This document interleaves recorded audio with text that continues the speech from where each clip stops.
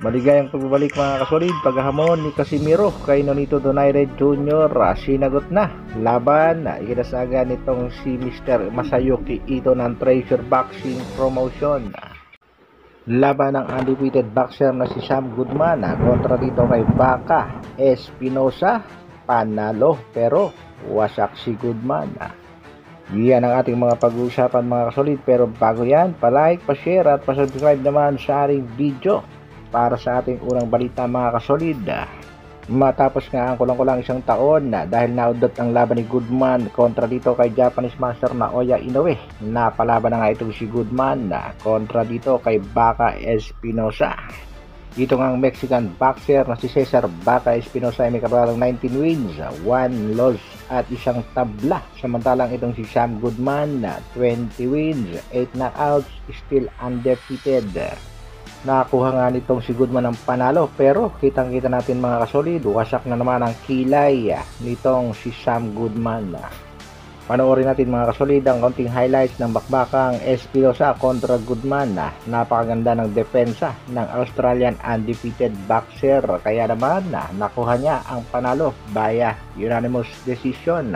Abangan lang natin mga kasolid kung matutuloy pa ba ang bakbakang Naoya Inoue kontra Sam Goodman.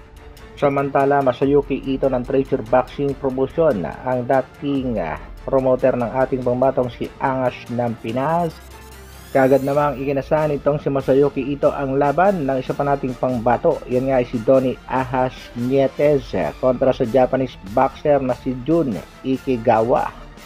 Ang kanilang laban ay gaganapin ngayong Mayo 20. Alam naman natin mga kasolid na kalalaban lang nitong si Nietes noong April 10 kontra Ala Formina.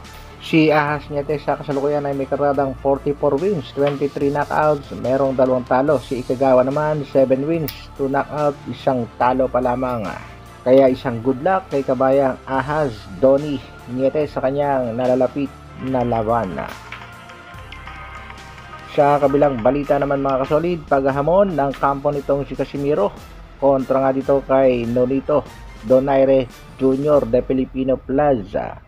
Particular na paghahamon galing kay Coach Jason Casimiro na di umano'y kung hindi lalaban itong si Donaire kay Casimiro ay pagtatawanan ng mga Pinoy boxing fans. At dito nga mga kasolid ay sumagot na ang manager ni Nonito Donaire Jr. ang kanyang may bahay na si Rachel Donaire nang matanong nga siya mga kasolid. Rachel, good day. Is it true that Casimiro offered you to fight him? They are saying that you didn't accept. At heto nga ang matinding kasagutan ni Madam Rachel Donaire. Matinding patama sa nag-iisang Angas ng Pinas. English speaking dollar. What? We don't talk to those idiots. Dagdag pa ni Rachel Donaire, I am too busy to be dealing with a bunch of trolls, fakes, wannabes, or liars, or undisciplined and professional boxers. Ibig sabihin, malabo na nating mapanood pa ang bakbakang Donaire at Casimiro. Kaya hintay na lang tayo mga kasolid kung sino ba talaga ang sunod na nakakalaban na nag-iisang Angas ng Pinas na hanggang sa kasalukuyan ay tila wala pang promoter. Pero nagpo-promote na ng laban sa Pilipinas. Hanggang dito na lang muna mga kasolid. Maraming salamat sa patuloy na pagsuporta at panonood. Mabuhay, Dr. Alvin Vlogs.